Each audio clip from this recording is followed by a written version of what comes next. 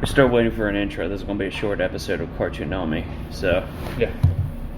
we're skipping a 15 minutes in hell for a 15-minute... Cartoonami. For Cartoonami. We're going to call the 15-minute episodes shitter episodes. So it's something you can listen to while on the toilet. And some of us poop longer than others. Yeah, so it is perfect. I listened to a few of our podcasts yesterday when I was mowing lawn.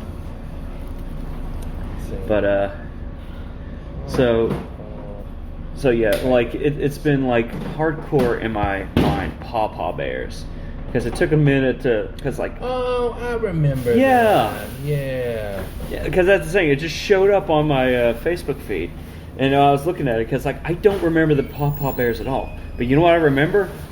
That turtle, that falcon, and that goddamn bear. Yeah. Speaking of bears. So they're biologists.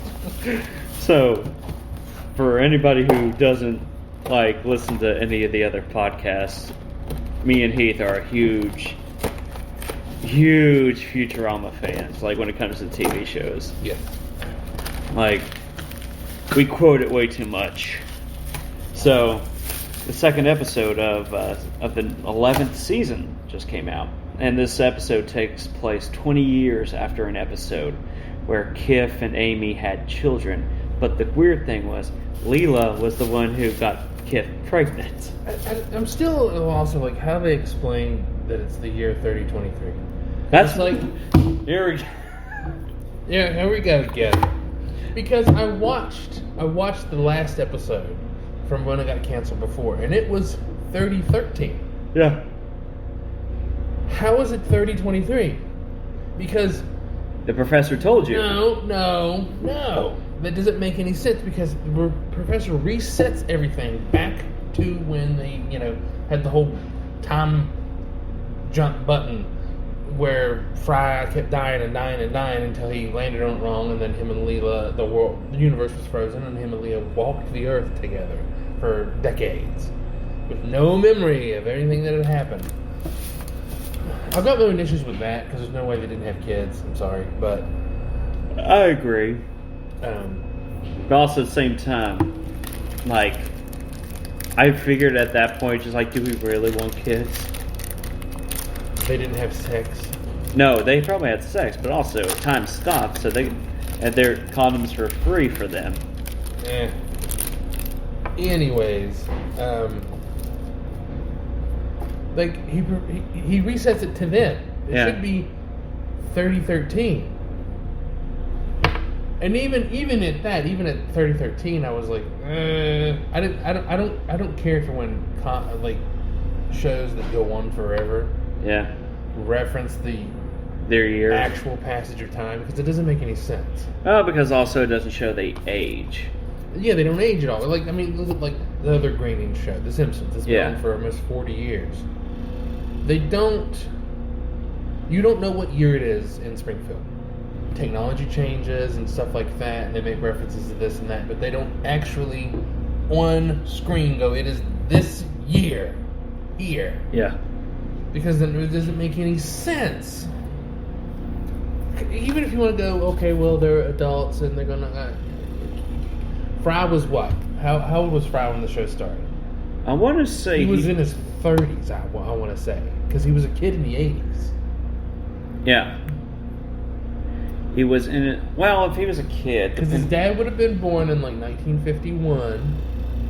Because he's his dad's dad. Yeah. So, Fry would have been born in the 70s? So, when the show started, he'd be at oldest, he'd be 25 years old. It's been 20 years? Okay, come on. He's almost 50 years old. He's going to age. We'll have to do some research on this. And even if you want to go, okay, well, he just looks good for his age, blah, blah, blah, blah. The Cookieville orphans don't age. They don't age, so, yeah.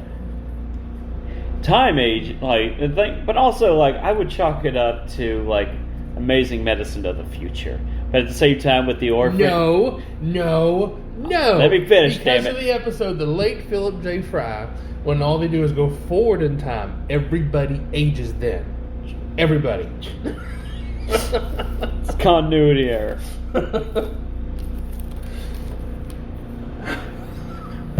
That's a good episode, though. That's one of the best episodes. That's an amazing episode. So, I know what you're talking. Back to the episode at hand. Anyway, so basically, like this was a fun episode. Like I legit loved it. Like it was, like I feel like they're trying to wrap up some ends on their parts. Like I feel like because like this may be their official last season. Yeah. So they're kind of. So it's like, you know what? Let's give like, you know, Amy and Kip happy family and all that stuff. Because like what got me is like where Leela the whole time like is just denying that this happened. Yeah. It's like you don't remember this? Yeah, it's like, man, I must have been drunk. It just like it's, and especially like the explaining. Like there was a little too much explaining of like the flashbacks on this, which. Well, one thing I thought was kind of stupid was The beeswax? That's just whatever it was. No, when Amy's like, does everyone see the video of Kip giving birth? And everybody's like, no. I'm like, and then she shows the video. They're all standing there. They all saw it. I know. That's where I wasn't happy with it. It was like you're re-showing the scene and just like everybody legit forgets about it. But even the professor, he says, "You were the one who got him pregnant." Like the beginning of the episode was like, it was like it was good, but it wasn't what I wanted. They could have done better. Mm-hmm. Once we got away from that part and moved on through the episode and stuff, especially when the kids show up, I thought it was hilarious when the kid, like the widowing. Yeah. Yeah, it was. And when you saw Zoidberg eating them too. That's what I was about to bring up. It was freaking phenomenal. But like that's like even the like what I thought was kind of interesting, the kids of why they're aged differently. It depends on the temperature of the water. Yeah. And it's like, okay, that's kind of cool. I like that. Then we saw the Grand Curator. Or the Grand Midwife. So everybody's like, I'm a huge fan. Oh, It's Scruffy. Like that thing that's Amy, Leela, and a who little the bit of hell Scruffy. is doing the voice of Amy's dad? I don't know. I think it was. It's totally different. I think it was. No, it was Billy West who does it. But He's also, doing a shit job at it. to be fair, it's probably like it's been a good while since he's done that. The thing is, the voices, aside from like Leela, because it's just Katie Sagal's, it's just how she talks. Everybody else's voices, You're starting to show some age. except Bender. To be fair, it's just Joe DiMaggio being Joe DiMaggio. Yeah, but that's the thing, is like, Do we have any more of the six? Joe DiMaggio could, I mean, he probably does Bender like while he's like reading a book. Yeah. You know, doing the dishes. You know, I mean, he's 40% Bender. Because also, like, almost every voice he does is almost similar to Bender. Look at Jake the Dog, for instance. But like, well, yeah. But like, Billy West seems to have a lot of difficulty going back into those voices. It's like, like that's saying, well, Billy West is getting up there in age. Shoot, look at Mel Blanc. Good example. Been doing those voices for how long? And Mel Blanc. I mean, Mel Blanc. You know. Looney Tunes? Yeah. He's dead.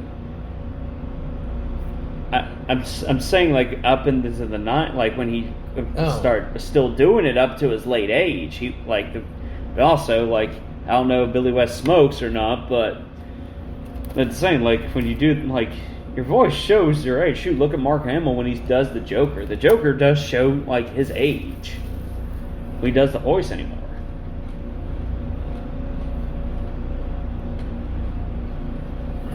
See, I disagree. I feel as much as I enjoy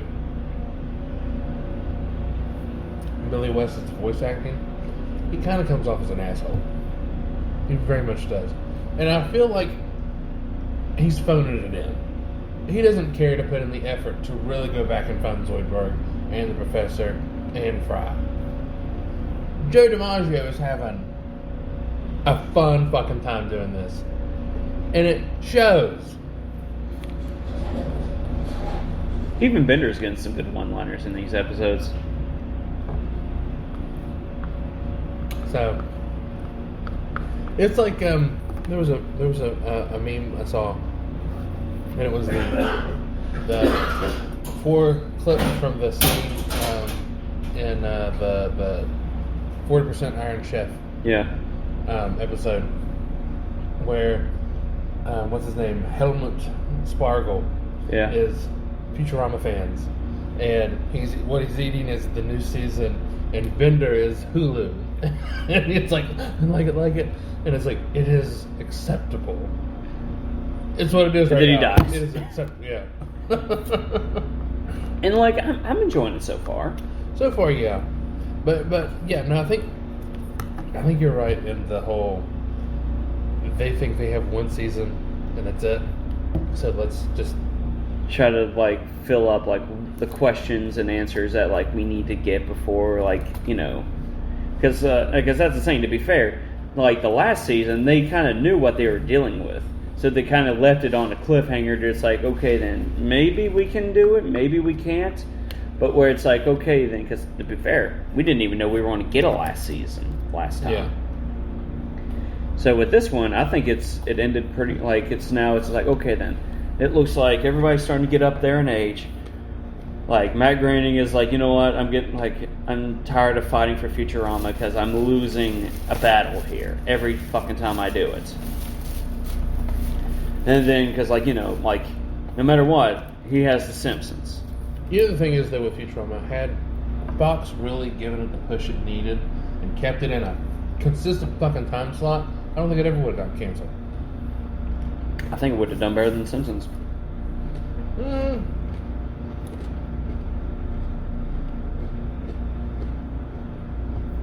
don't know about better because Simpsons has more of a broad appeal. It's like that, the Flintstones. Shoot, there's points you could go back today and still just watch a random Flintstone episode and say, I can. I've been watching old Flintstones lately, actually. Really? Because I've got an antenna for my TV. Yeah. And so just here lately, I've just been like, it's been a minute since I've watched. So you've been watching MeTV and stuff like that, yeah. And once in a while, I'll sit there and watch it with the kids. How do the kids react to it? I think it's funny. They like it. Okay. And when the first time I turned it on, I was like, "Oh, hey, I'm gonna watch Flintstones." Bub was like, "The guys from the cereal box?" I was like, "Yeah." He's like, "They have their own cartoon." I was like, "No. This cartoon has its own cereal. Let's switch that." The cartoon came first. You had no clue. Sounds about right. But also, like, to be fair, there hasn't been that many Flintstones except for Flintstones vitamins and cereal. Well, yeah, it's like they don't produce any new Flintstone cartoons. That The last Flint, they did like a little mini series like of new animation. But I think the last actual Flintstones media they did was they did a Pebbles and Bam Bam show here not so long ago. Did they? Yeah, it was it was okay. You could tell it's for kids, but they did Flintstones. It was like a deep, dark, adult the comic noir. they did. Yeah. It's not a man called Stone. A man called Flintstone. Yeah. I need to watch that with the kids. It's on Boomerang. Is it? Yeah. They loved that when I was a kid. it was the WWE crossover with Flintstones. That was the last big Flintstone thing they did. Yeah, but that's terrible. They also did it with the Jetsons and Scooby-Doo. Scooby-Doo does a crossover with everybody all the time, always. Guess nothing better to do.